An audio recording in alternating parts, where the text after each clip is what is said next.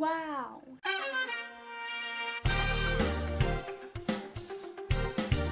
I was trying to make a video on Dean's grief and denial, but time just was not on my side. But if you're interested in me making a video about how Dean was dealing with his loss of a very beloved person, then just let me know. This episode, I thought I have to sit down and I have to take the time to make it because, wow, just such a good episode.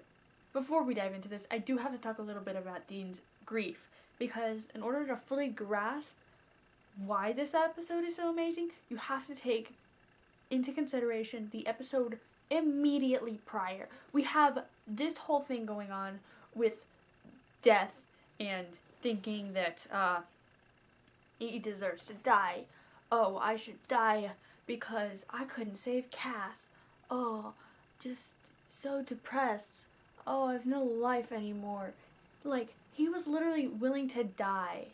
Leave Sam alone because Cass was dead. That's pretty crazy. Like, he just killed himself in front of Sam and was willing to have that be the last thing Sam ever saw of him. For what, some ghosts? Like, he was hardcore in the pits. Howdy, partner. Slumming it. Who's in charge here? That Much obliged. he gets that little phone call, and his hopes are rekindled. Sheriff Phillips? Eyes out there to see. Boom. Cass is back. Wow. I heard some people complaining about how they didn't do any tests on him. Like, usually when someone comes back from the dead, they stick some salt on him and some holy water and be like, oh, are you okay, dude?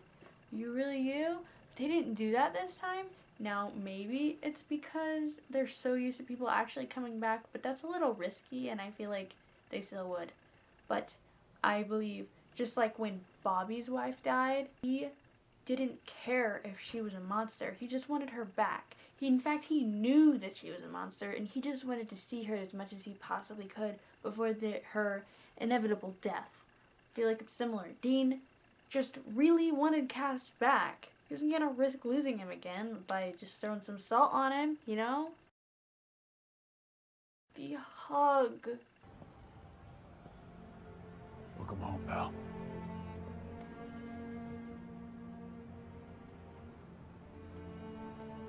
Watch it in slow motion.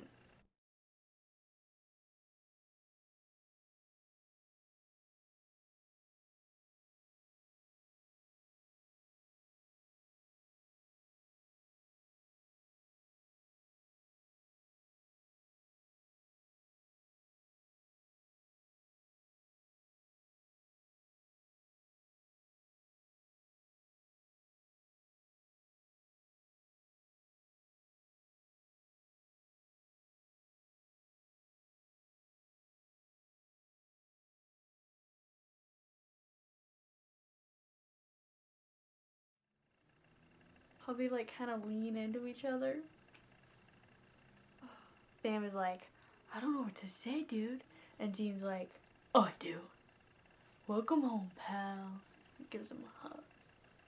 Like, Sam is like just completely befuddled. He's just like, what? What even is happening? And Dean's already like, nope, I don't even care. Give Papa some sugar. Here we go with the pal again. People were saying like, oh, he called him a pal. They just had him say pal to like diminish the feelings and all that. Like, oh, so hetero, bro. But here's the thing. Dean uses pal and buddy as his like security blanket, because as long as he's saying pal and buddy, he doesn't have to show his emotions as strongly as they are. He's not used to being an emotional person yet. And just saying welcome home, that's too deep for him. Gotta throw in a pal. Throw in a buddy. Throw in a sunshine, you know? Gotta lighten it up. Not only that, but Sam is there. It's not like he's gonna like show his deepest, rawest emotions to Cass while Sam is in the room. He's not ready for that yet. Cass is like, how long have I been gone? And Dean's like, too damn long. How long has it been? Like, less than a week? 3 days? I mean, how long has it even been? And Dean spent like 40 years in hell, and 1 week without Cass was Too damn long. then, also taking into consideration how utterly depressed Dean was. People have always been saying, like, oh, he's not just depressed because Cass is gone, like, his mom is gone too. Like, his mom is still gone. But Cass comes back, and he is happy, and he is spunky, and he is not even thinking about his mom. He's thinking about them cowboys, and Destiel, and cowboy boots, and hats, and things are all great in the world.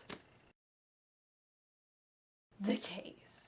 Dean and Destiel have that little tiny talk in the car, and there's just so much gold in this little scene alone. Dean, here he is, giving fashion advice again, giving him a cowboy hat.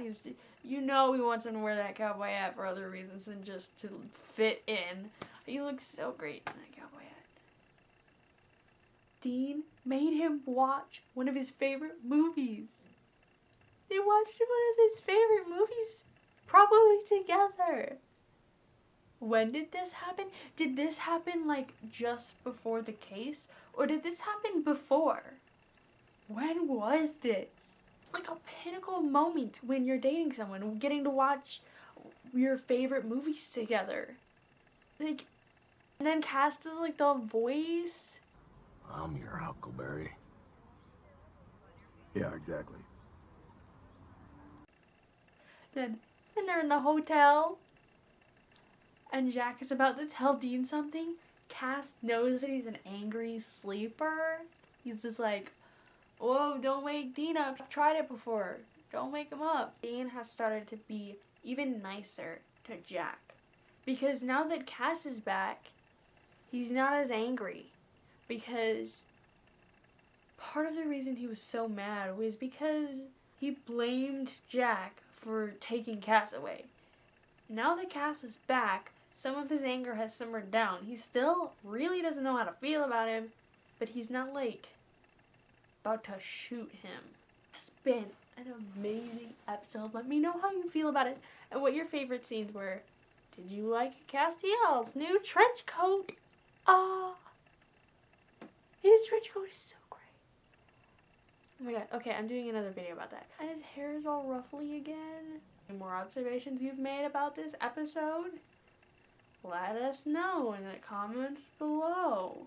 I am planning on putting a new poster up on my Destiel wall. Would any of you have a picture you would like to see on my wall? I'll give you a little tour of it right now. This lovely picture of 3D Cass with a heart. This cutie. There's that cutie. This one. This one. And then that stuff from a convention I went to. This beautiful one. The reason they're all colored is because my printer didn't have enough ink, so I had to color over it. I went to ChicagoCon and I got this stuff. And I got this picture of Misha and I so that I can look at it whenever I want. Then I've got my Enochian translation. Ma qua qua ta qua ta yen yi esvo.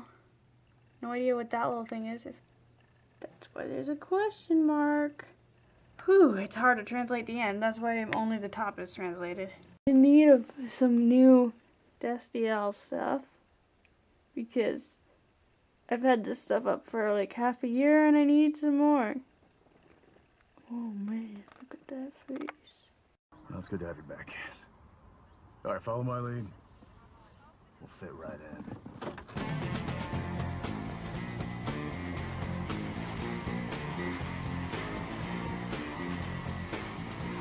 I told you about living in the U.S. of A. Don't you know that I'm a gangster of love? I'm a space cowboy. Bet you were ready for that. Howdy, partner. Who's in charge here? Much obliged.